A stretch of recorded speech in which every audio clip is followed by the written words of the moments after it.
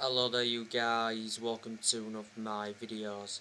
Going to be giving you my predicted 11 for Manchester United's game against Everton at Old Trafford. So I'm going to go with the 4-2-3-1 formation. So the goalkeeper, I'm going to go with David De Gea. David De Gea was obviously in goal in the 2-1 win against Villarreal.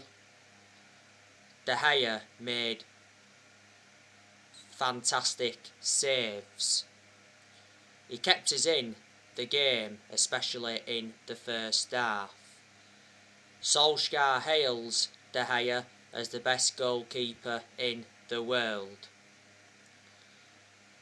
De Gea has done really well so far this season.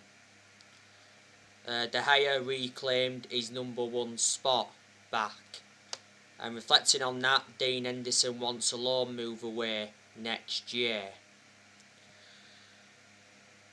We know De Gea is staying at Manchester United for at least this season, because in the summer he said De Gea decided to cut short his holiday by 2 weeks to fight for the starting place, and he said he's determined to fight for his Man United future. This season is his 11th season at Man United. He's been a long servant, he's been with us since the Ferguson era.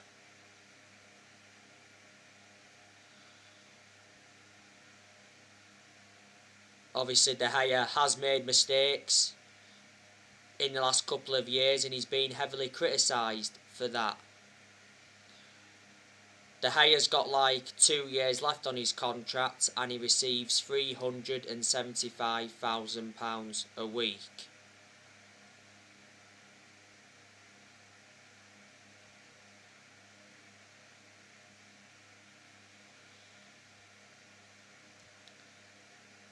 Now, at right back, Aaron Wan-Bissaka, he'll come in for Diego Dalot. Obviously, Aaron Wan-Bissaka didn't play against Villarreal because he was suspended. Bissaka got sent off in our 2-1 defeat to Young Boys for stamping on Martins. So obviously Dalot played against Villarreal, and I thought Dalot was very, very poor. Like I've said in regards to Aaron Wan-Bissaka, there's aspects of his game that I've got to improve. He's got to show more attacking intent. He's got to improve his positioning. And his crossing's got to get better. That's about it. But defensively, Aaron Wan-Bissaka has always been superb, more or less. Bissaka is one of the best right backs we've had since Gary Neville. This season is Bissaka's 3rd full season at Man United. We got Bissaka for 50 million from Crystal Palace back in the summer of 2019.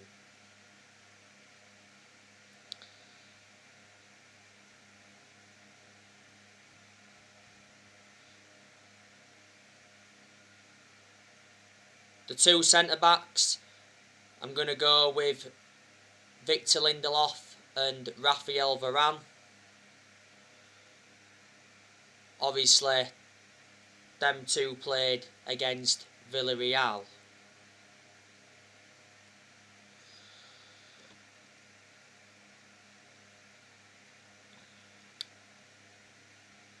Lindelof will keep his place in the team because obviously Harry Maguire is unavailable. Maguire is out with injury. Maguire is going to be out for a few weeks, Solskjaer did confirm not so long ago. Victor Lindelof, I don't think he was good against Villarreal, got caught out a few times, and he was partly to blame for Villarreal's goal. Lindelof did play a lot of games last season alongside Harry Maguire. Lindelof's had his good games at Man United, but he's also enjoyed a lot of bad games. I've got my strong reservations about Lindelof because He's always been a static centre-half and he makes too many mistakes. I want us to offload Victor Lindelof next year because he's not good enough to represent the club. We got Lindelof for 31 million from Benfica back in 2017. Lindelof's got a contract with Man United until 2024. Raphael Varane, he wasn't too good against Villarreal. He actually made a bad mistake in the game. Villarreal, though, failed to punish that mistake. I think Varane did make a good vital interception, though, in the game. That was Varane's first bad game as a Man United player. Prior to that game against Villarreal, Varane has done well in the other games he's played in. We got Varane in a deal worth 41 million, with add-ons included. Man United paid 34 million up front. Varane signed a 4-year contract with Man United with an option of a 5th year. Varane to Man United was official just before kick-off against Leeds, which was the opening day. Varane is regarded as one of the best centre-halves in the world. He's highly experienced, he's like 27, 28 years of age, and Varane's got a good pedigree behind him because Varane won a lot of trophies when he was at Real Madrid. Varane did remain loyal to Real Madrid for a long time. He endured 10 years at Real Madrid, so he was a long-serving player there. Left back, I'm going to go with Luke Shaw. I think he'll come in for Alex Telles. Luke Shaw has recovered from that minor injury. You know, Luke Shaw did come off injured in our 1-0 loss to Aston Villa last weekend. Obviously, it was Telles that played against Villarreal. Telles put a good performance out against Villarreal. You know, he scored a very good volley. Telles' goal came from a free kick from Bruno Fernandes. Fernandes executed the free kick to perfection, and Telles did well from corners, you know, put some very good crosses in. Luke Shaw, I thought he struggled against Aston Villa before he came off injured. He struggled coming up against Matty Cash. But Luke Shaw's done well in most of the games this season so far. Luke Shaw was superb last season. In fact, last season he was the best left back in the Premier League.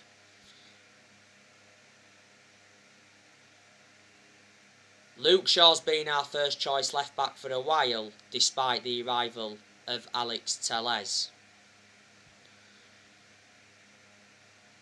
Shaw has been at Manchester United for like 7.5 years now, so he's been a long-serving player. And he's had a good career at Man United despite his injuries. Now, centre midfield, I'm going to go with Fred and Scott McTominay.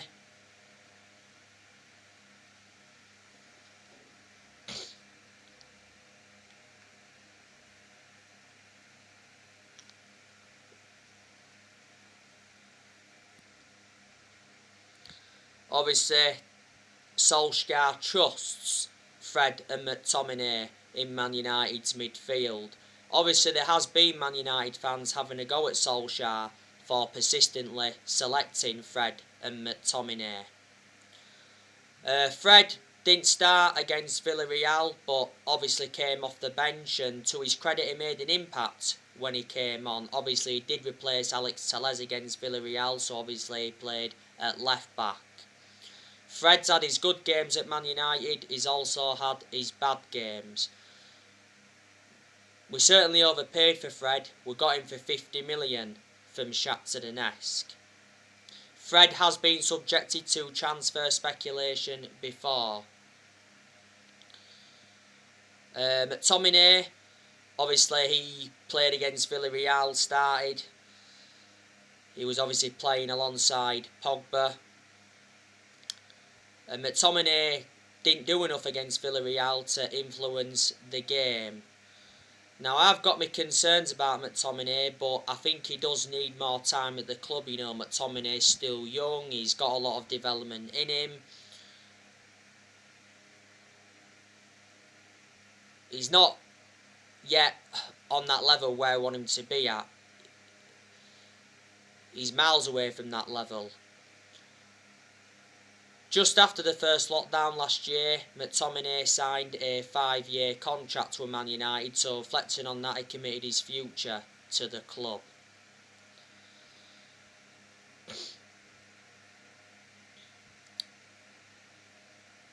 Now, attacking midfield, I'm going to go with Bruno Fernandes in the number 10. Bruno Fernandes obviously played against Villarreal. Did have a chance in the game that went over the bar. Fernandes obviously got the assist for the Telles goal.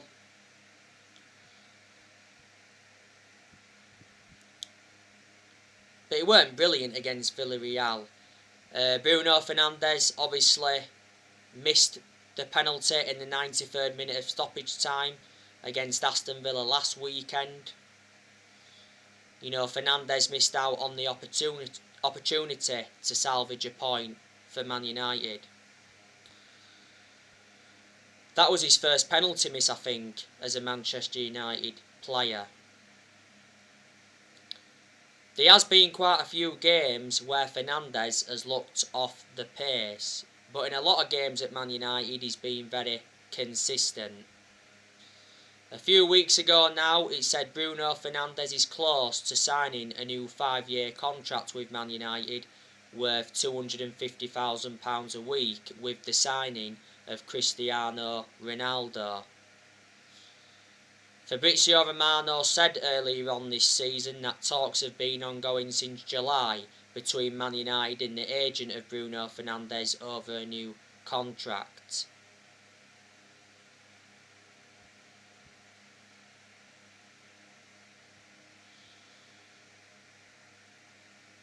At the moment, Fernandes is under contract with Man United till 2025. There's an option of a further year. Last season, Fernandes won Player of the Year, and he's won Player of the Month quite a few times, reflecting on his good performances. Bruno Fernandes has been at Man United now for almost 2 years. You know, we got him from Sporting Lisbon back in January 2020, but he's one of our best players, like I've said, and he's one of the best signings we've made since Ferguson retired.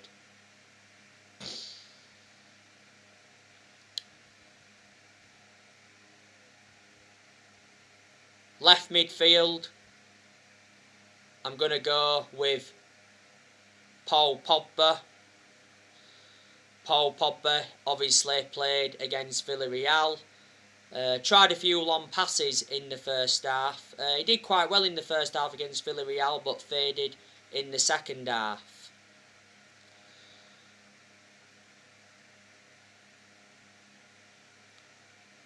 Pogba has enjoyed a good start to the Premier League season. You know, he's already got 7 assists.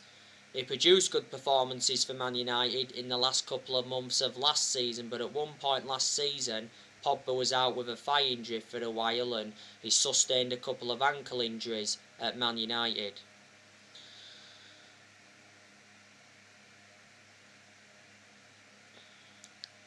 Now I hope Pogba signs a new contract with Man United. Fabrizio Romano said not so long ago that Pogba is waiting on the contract decision. Pogba's current contract at Man United expires next summer. Obviously, before the start of this season, Pogba rejected a new Man United contract, and earlier on this season it said Pogba's very likely to leave Man United on a free next summer.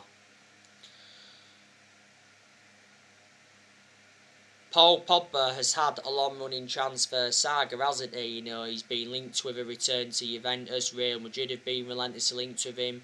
Barcelona have been in for him, and PSG have been in for him. And before, Inter Milan have been in for Pogba. He said not so long ago that Man United must sell Pogba in January to buy players. Now, a few weeks ago, Paul Pogba's agent Mino Raiola suggested that Pogba could return to Juventus from Man United on a free next summer. Mino Raiola did mention that cheering is still in Paul Pogba's heart. Pogba did enjoy 4 good years with Juventus before he rejoined Man United, but the other week it said that Juventus have no plans to re-sign Pogba next summer when his contract expires.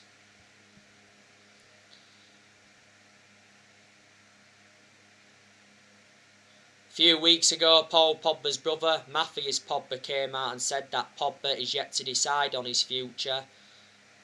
And he said Pogba's contract situation is up in the air. This season is Pogba's 6th season at Man United since he rejoined. He's our most expensive signing at the moment because we paid 89 million for him. He's won 3 trophies at the club so far. Don't forget we had Paul Pogba when he was a lot younger under the Ferguson era, but had to let him go due to limited appearances.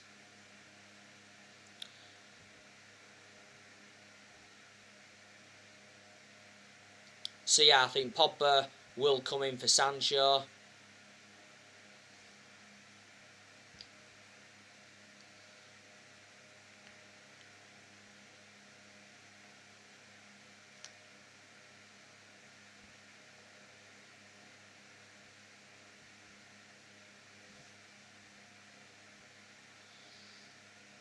Right midfield, I'm going to go with Mason Greenwood.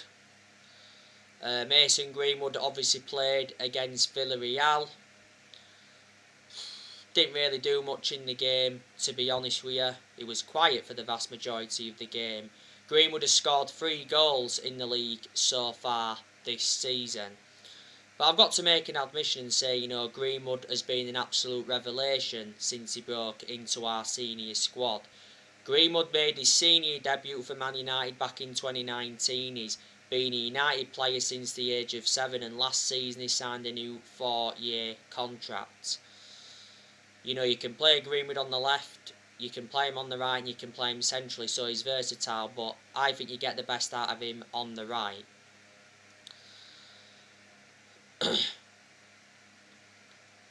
Centre forward, I'm going to go with Cristiano Ronaldo. Obviously, Ronaldo saved Manchester United against Villarreal. Ronaldo scored in the 95th minute of stoppage time. That's 5 goals in 5 games for Ronaldo. That game against Villarreal was his 178th appearance in the Champions League.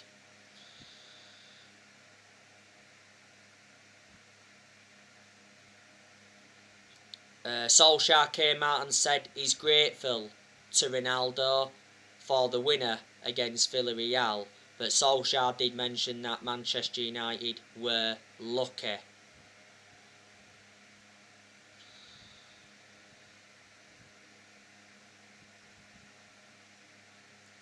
It said not so long ago that Ronaldo wants to retire at Man United, then coach Cristiano Jr. in the Red Devils youth team. Prior to the Villa game, Solskjaer said he believes Ronaldo can keep playing at Man United into his 40s. Ronaldo did play against Aston Villa last weekend. Surprisingly, for the vast majority of that game, he looked isolated and he had to drop deep quite a few times. Ronaldo's already hinted that he's looking to stay at Man United beyond his current contract. You know, Ronaldo is under contract with Man United till 2023. There's an option of a further year. Ronaldo receives £480,000 a week, so he's the highest earner at Old Trafford. Ronaldo wears the number 7 shirt, and we got Ronaldo in a deal worth 19.8 million with add-ons included. But he's done really well since he re-signed. So that's how I think Manchester United will line up against Everton Saturday lunchtime. Like I've already said to you, Maguire's out with injury. Marcus Rashford is still out, but he's close to returning. And Amad Diallo is still out.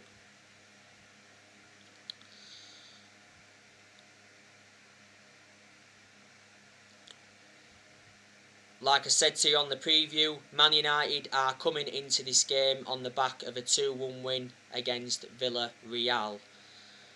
It was a poor performance against Villarreal, but all that matters is Manchester United got the win, and it was good to see us get back to winning ways, because prior to the Villarreal game we lost 3 of our last 4 games in all competitions, and reflecting on that, Solskjaer was under pressure.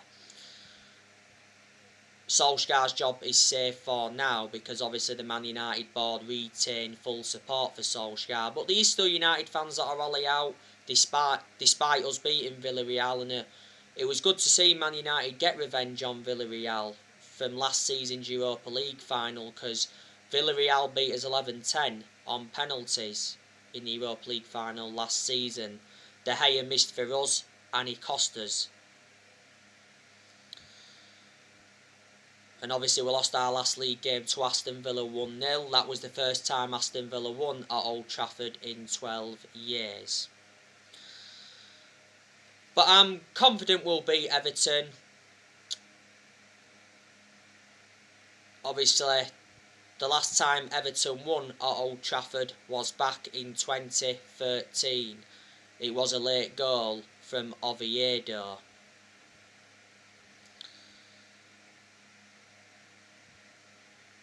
Everton are 5th in the Premier League. Obviously, the other week they lost 3-0 against Aston Villa. They got knocked out of the EFL Cup by QPR on penalties.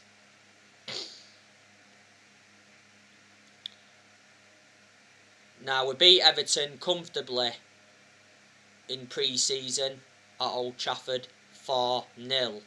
That was our final pre-season friendly game. We drew with Everton at Old Trafford last season in the league 3-3. Everton overcame a 2-goal deficit in that game because Man United were 2-0 up. De Gea made 2 mistakes in that game, and he got heavily criticised for that. We beat Everton 3-1 at Goodison Park last season in the league.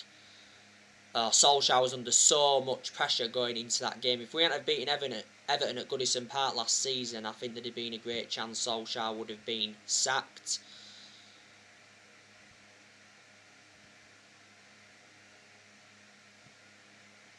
We beat Everton in the EFL Cup last season at Goodison Park 2-0. Now, like I said to you on the preview, you know, Everton have got a good squad. Obviously, one of their key players is Richie Arledson. He's actually out with injury at the moment, so that's bad news from an Everton perspective. Another one of Everton's key players is Dominic Calvert-Lewin. He's also out with injury at the moment. You know, that's also bad news for Everton. Man United have been linked with Dominic Calvert-Lewin before, but I think it said that Everton wanted like £80 million and that was too much. Everton have also got Decore. He's a good player. I think Everton got him from Watford.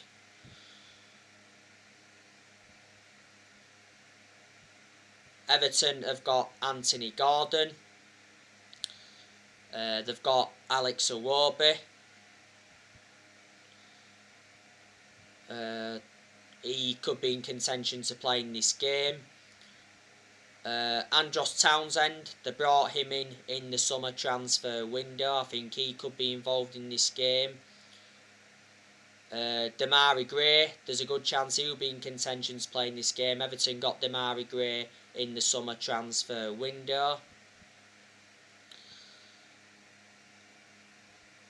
One of Everton's midfielders is Andrea Gomez. He's out with injury at the moment. He's injury prone, is Andrea Gomez, because he has sustained quite a few injuries at Everton.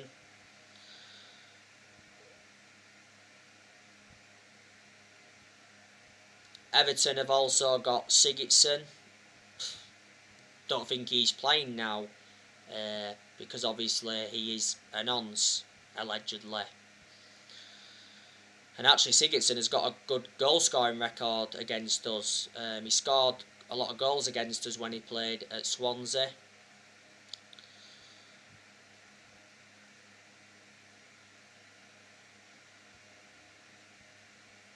Everton have got Ben Godfrey. They got him from Norwich. They brought Ben Godfrey in under Carlo Ancelotti. Everton have also got Allen. They brought him in from Napoli, and they got him under the Carlo Ancelotti era.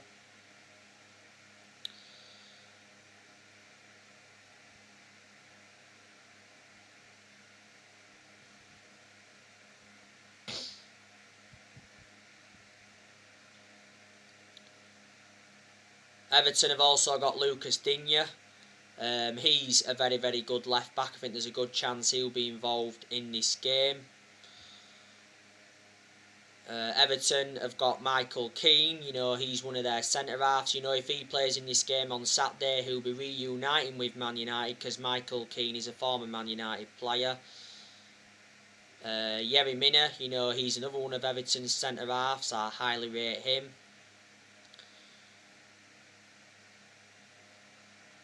Everton have also got Seamus Coleman. He's actually out with injury at the moment. Everton have also got Fabian Delph. He's also out with injury. Gabby Min, he's out with injury. Everton's first choice goalkeeper is Jordan Pickford. He's out with injury at the moment. Got to give Pickford credit. He did very, very well in the Euros. He also did well in the 2018 World Cup. Everton have also got Begovic. He's another one of their goalkeepers. They brought him in the summer transfer window. Everton have got another goalkeeper called Olsen. They brought him in under Carlo Ancelotti. Don't forget, Everton have let quite a few players go. Obviously, they let Joshua King go. They initially bought Joshua King in under Ancelotti. They let Bernard go as well. Just found out that James Rodriguez left Everton recently. Didn't even know that. But yeah, Everton did bring James Rodriguez in under Ancelotti. Quite a few years ago, Everton lost Idrissa Gueye. He went to PSG from Everton. Everton also lost Moise Kean. We've done transfer business with Everton.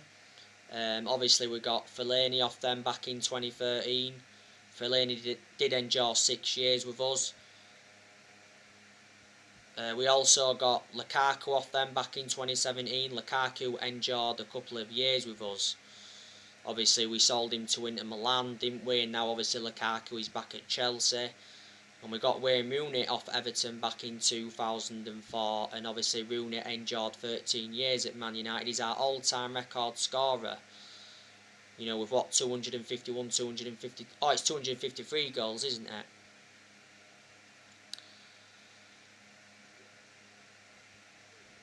Everton's manager is Rafa Benitez. Everton appointed him in the summer. He's under contract with Everton until 2023. Rafa Benitez has got a very good pedigree behind him. Obviously, he has won a lot of trophies.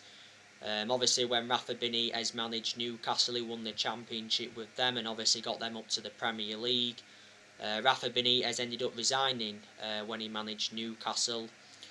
Rafa Benitez managed Chelsea before and he won the Europa League with them. He managed Liverpool a lot of years ago. Obviously, he won the Champions League with Liverpool. He won the Super Cup with Liverpool, the FA Cup and the Charity Shield. Won a lot of other trophies as well, and he's managed quite a lot of other clubs, but I can't remember all the clubs. What? There's cheeseburger and chips in the microwave. Alright. But at the top of the microwave, there's a bag of chips. Don't touch them, they're mine for tomorrow. Yeah. Right? Yeah. But eat it later on, don't be wasting it. Alright. Yes, as I was saying, before Rafa Benitez, Everton had Carlo Ancelotti. Obviously, Ancelotti left Everton at the end of last season to go back to Madrid. Obviously, before then, Everton had Duncan Ferguson. He was the interim manager. Before then, they had Marco Silva. Everton were very poor under Marco Silva. Obviously, Everton ended up sacking him. At one point, Everton had Roberto Martinez, and to be fair, they was very consistent under him. And before, they had David Moyes. Everton enjoyed an 11-year tenure at Everton, so he was a long-serving manager, wasn't he?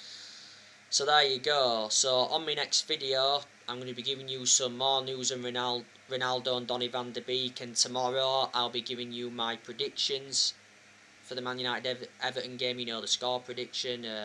I presume Solskjaer's press conference will be coming up tomorrow as well. So anyway guys, that's everything to update you for today. Drop your comments, likes below on the channel. If you do, consider subscribe as always, and take care. God bless. See you all again very, very soon.